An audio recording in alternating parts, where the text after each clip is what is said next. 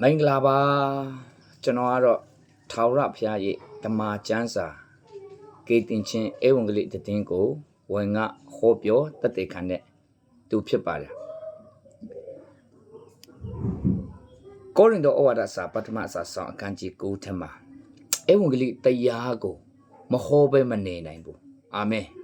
ကျွန်တော်အကြောင်းပြောတာမဟုတ်ဘူးဖယားသခင်ရဲ့အကြောင်းလူသားတွေကိုချစ်တဲ့ဖယားကေတင်ရှင်အကြောင်းကိုဝင်ငါခြင်းဖြစ်တယ်ဝမ်းမြောက်ဖွယ်တည်င်းကောင်းကိုတေးဆောင်ခြင်းဖြစ်တယ်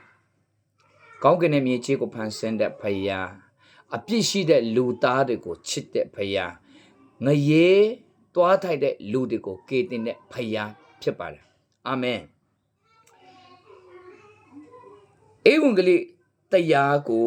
မရှက်မကြောက်ပဲဟောပြောရမှာအာမင်လူသားတိုင်းဖယားသခင်ရဲ့ကေတင်ခြင်းကိုရရှိရမှာဖြစ်တယ်အာမင်ဒီကဘာမြေကြီးကဆိုးရုပ်တဲ့နောက်ဆုံးတရက်နဲ့တရက်ပူပြီးမှဆိုးရုပ်တော့ကာလဘက်ကနောက်ဆုံးဘက်ကိုဦးတည်နေပြီဖြစ်တယ်ဒါတော့လူသားတိုင်းဖယားသခင်အကြံစီအရွယ်ချက်ကတူးတယောက်ကိုမှပျက်စီးဆုံးရှုံးခြင်းတို့အလူတော်မရှိတဲ့ဖယားဖြစ်ပါတယ်အာမင်အားလုံးကေတင်ခြင်းရပြီဖယားသခင်ညအတူစံစားဖို့ရန်နေထိုင်ဖို့ရန်ဘုရားခင်အလိုတော်ရှိတာဖြစ်တယ်အာမင်လူသားတွေကိုတိတ်ချစ်တဲ့ဘုရားလူသားတွေကိုကေတင်တဲ့ဘုရားလူသားတွေကိုထောက်ပံ့တဲ့မဆာပဲတဲ့ဘုရားဖြစ်ပါတယ်အာမင်အငယ်16ထဲမှာငါသည်ဧဝံဂေလိတရားကိုဟောယုံမြဝါကြွားခြင်းအကြောင်းမရှိပဲအဘေးကြောင့်နေဟုမကမဟောပဲမနေနိုင်မဟောပဲနေလင်အမင်္ဂလာရှိအာမင်ဧဝံဂေလိဖယားသားသမီးဖြစ်ဧဝံဂေလိတရားကိုမဟောတဲ့လူကအမင်္ဂလာကိုခံထိုက်တော်သူဖြစ်တယ်အမင်္ဂလာဖြစ်တယ်ဖယားသားဖြစ်ပြီးမှဧဝံဂေလိသတင်းစကားယေရှုခရစ်တော်ရဲ့လွတ်ခြင်းတရားဂျေဇုတရားကိုမဝင်ငါတဲ့သူက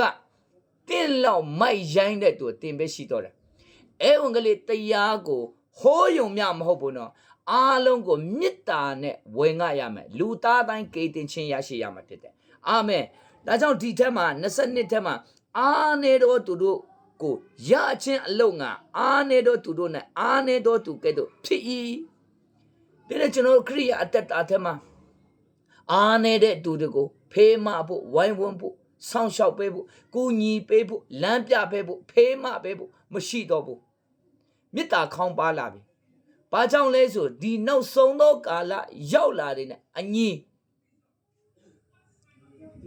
အားနေတဲ့လူအတွက်တမန်တော်ရှင်ပေါလုကြီးက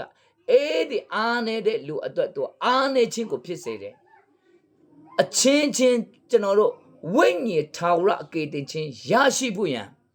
ဒီအားနေတဲ့လူနွန်ချနေတဲ့လူဘဝအတ္တတာမှာမရေမရာဖြစ်တဲ့လူကိုကိုးစရာမရှိတဲ့လူစိတ်သက်ကြနေတဲ့လူမျောလင့်ခြင်းမရှိတဲ့သူတွေအတွက်ကျွန်တော်တို့ကအသက်ရှင်ပေးရမှာလေ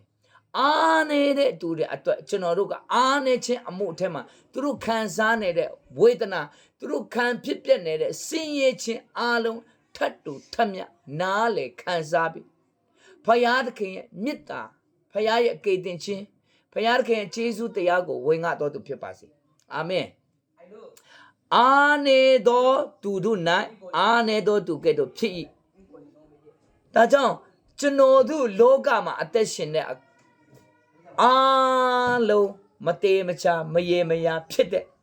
လောကအကြီးသားထွက်သွားတာနဲ့တေတာနဲ့ငရေသွားရမယ်လူတွေအတွက်ကျွန်တော်တို့ကအားနေသောသူအတွက်ကျွန်တော်တို့ကဖယားကရွေးကောက်ထားတာဖြစ်ပါတယ်ဟာလေလုယာ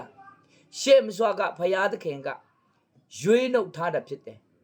ခရစ်တော်ရဲ့နိုင်ငံတော်တည်ထောင်တဲ့နေရာထဲမှာဖယားသခင်ကျွန်တော်တို့ကိုဖယားအမှုတော်ဖယားရဲ့ဧဝံဂေလိသတင်းကိုတေးဆောင်ဖို့ဝေငှဖို့ဟောပြောဖို့ရန်ရှေ့မစွာကနေဖယားသခင်ကတင်းတဲ့ကျွန်တော်ကိုရွေးကောက်ထားတာဖြစ်ပါတယ်အာမင်